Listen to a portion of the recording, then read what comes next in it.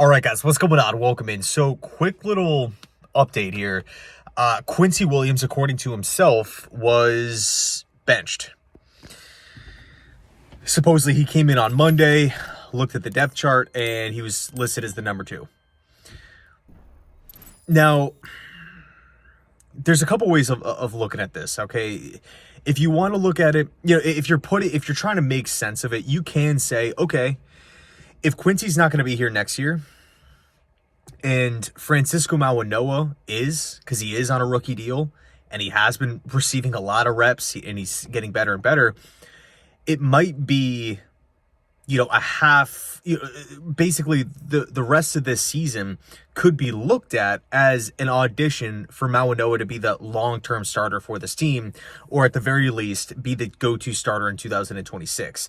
Like, you can argue that point. It's like the same kind of idea with saying, okay, we're going to bench Tony Adams and just play Malachi Moore there, because Malachi Moore is a young player. We don't really know who he is.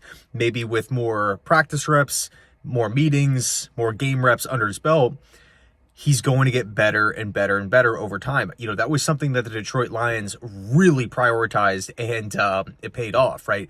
Playing young players, playing, day 2, day 3 picks, and they get better and they get better and they get better. And then all of a sudden, in the case of, take your pick, Amon-Ra St. Brown, Kirby Joseph, you're looking at players that are literally some of the best in the National Football League. If Kirby Joseph never got reps, if Amon-Ra St. Brown never got reps, and they just, rotted on the bench for a year and a half, would they be in the same position? I don't know. Who knows, right? No one will really ever know. But it's that kind of mindset, right? We're going to remove Tony Adams. No, he's not part of the long term. He's not playing well. He doesn't fit what we want to do. And we're going to play Malachi Moore, who we just drafted in round 4 and who was pretty productive back at Alabama. Is it going to be perfect? No. Is there going to be mistakes? Some learning moments? Yes, of course. But we hope that he can learn from them. We hope that he can grow and get better, and the game can slow down for these players. So from that standpoint, you can say it does make sense to roll Malanoa out there, because if he goes out there and over the next 3 weeks is getting worse or is a straight up liability, now all of a sudden, that indicates or that signals to Darren Muji, maybe we should bring in another linebacker in free agency or the draft or what have you. Maybe this is a bigger need than what we initially thought. One thing about the Jets staff so far, they don't seem to make rash decisions, like quick, like, oh my gosh, there's pressure here, let's do this. It doesn't really feel like that. It feels like everything they do, there's a lot of thought behind it. And like, you cannot convince me that, half the locker, half of the coaching staff, half of the front office wants Quincy out there and then the other half doesn't. And it's this dispute, this civil war within the organization. I feel like if you're going to make a decision like this, it has to be everyone in alignment, which obviously is very, very important for well-ran organizations.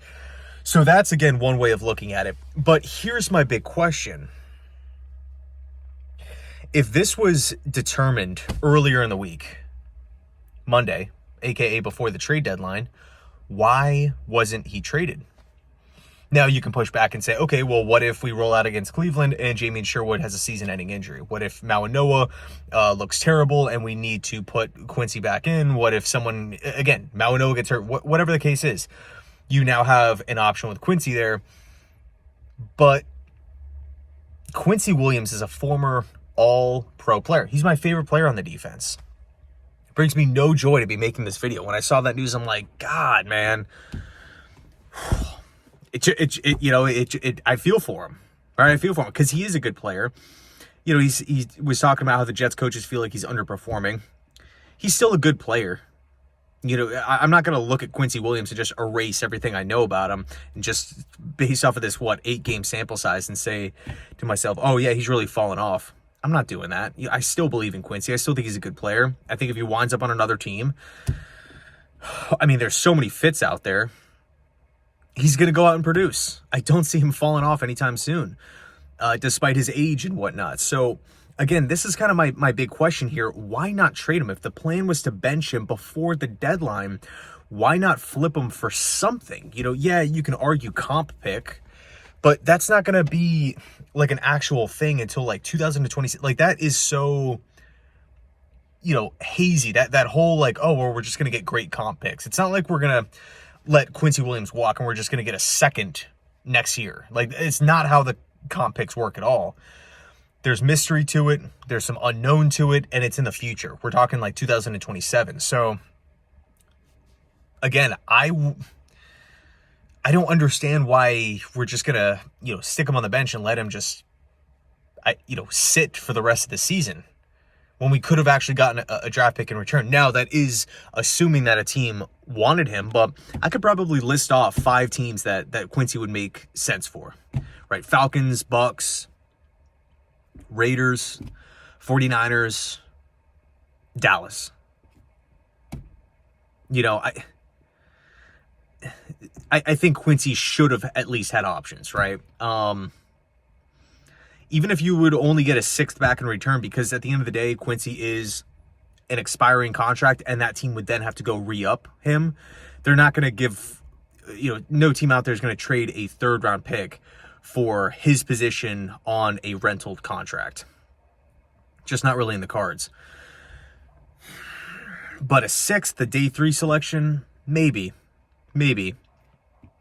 I don't know. Not really making much sense in that regard, right? It's one thing if you want to roll with Malanoa and see what you have in the young player, but if you had the opportunity to go out and get a draft pick or something, I think I would have rather just have done that, especially with his bro out. Quinnen's now with Dallas. I wonder if they could have maybe gotten like another late round pick thrown into the deal and we could have included Quincy as opposed to just, having him sit. I mean, he's a good player. He's not a bench player. Quincy Williams is not a backup in the league. That's just the reality. He's a good football player, despite what the Jets coaches think of him. So we'll see how it plays out. I'm pumped for Malanoa. I'm pumped for, his opportunity. He looks like he's getting better and better and better. I'm not saying he's Patrick Willis or anything, but I like what we're seeing so far, and I think it's encouraging that he's trending up and not down. I mean, think about it. This guy's a 6th-round pick being forced into playing, and he's getting better over time, and he looks like he can hang. That is a major, major win. So, yeah, we'll see what happens. Definitely a gut punch because I do love Quincy. But, yeah, we'll see what happens. Anyway, thanks so much for watching. I appreciate you guys, and as always, go Jets.